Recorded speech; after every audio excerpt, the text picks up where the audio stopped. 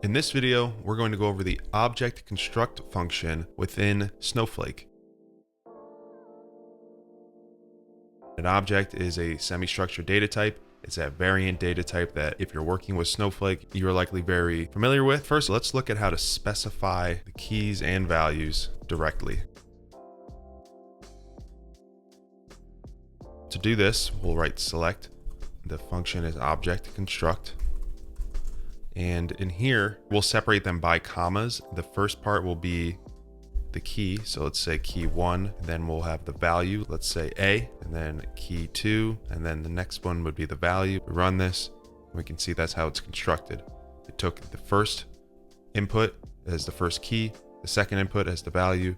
Now I should note that if you were to do, let's say key 3, and then null, it's going to interpret this as a key with a null value. It's as if nothing came through.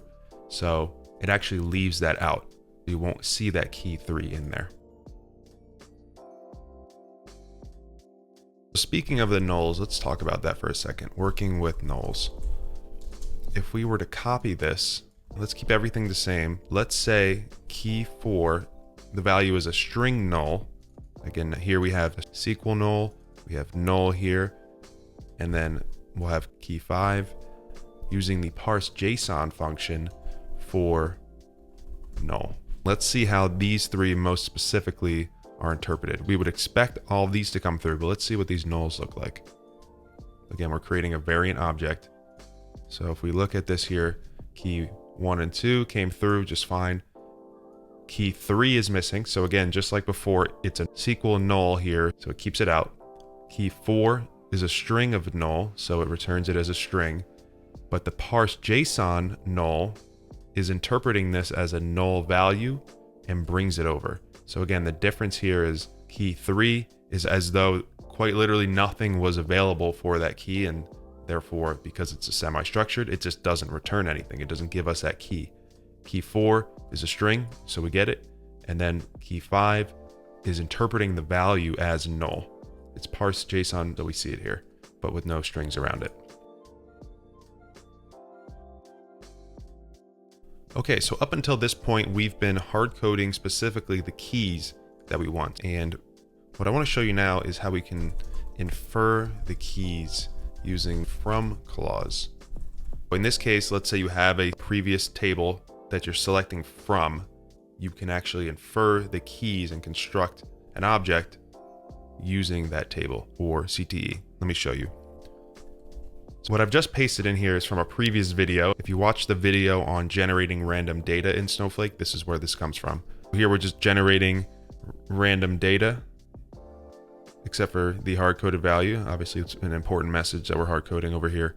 And so what we'll do here is let's create an object based on this table. Let's turn these columns and rows into an object instead.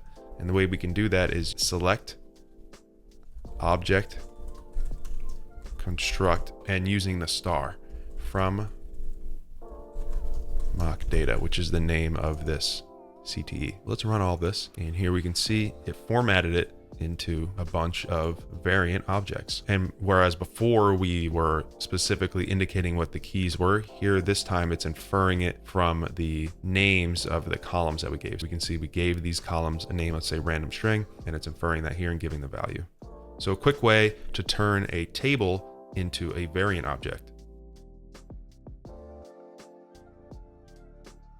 Now another way to use this star clause, in this case we had a table, but let's say we wanted to code values only. In this case, instead of selecting from a table, we're only going to provide values. So we can use the values function. This is going to be different than the first one because here we're providing keys and values directly into the function. Everything we put in here are only values and not keys. So let's say 1, 2, and then if we have another one that's 2, and then ABC. Let's see what this looks like. Here we can see it turned each of these values into objects, and it by default gives it column 1, column 2 because we didn't provide the keys. It's using the star function, but it doesn't know what the column names are, whereas before we could infer it from the table. So we're getting column 1, column 2, 1, 2, and in the next one it's 2 ABC. Now let's say we wanted to add another column here. It will do it again and add another record with the same format. Column 1, column 2, it's just going to infer it. However, with this, one thing I should point out is if you try to do a different structure of the values, it's going to throw an error. If we were to add another value, this is going to give us an issue. It's saying inconsistent number of values in the values clause. If you're going to do it this way, if you're going to do 2, 2, 2, we can't do 3 here. This also has to match. So we'd have to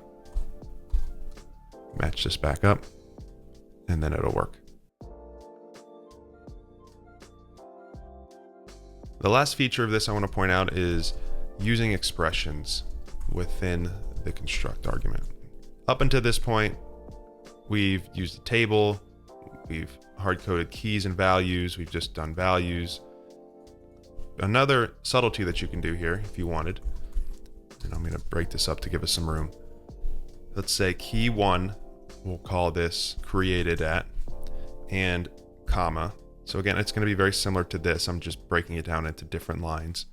Instead of a hard-coded value, we could say current timestamp, comma. So now, again, it's as if I'm just doing them in a row this way, but I'm breaking it out.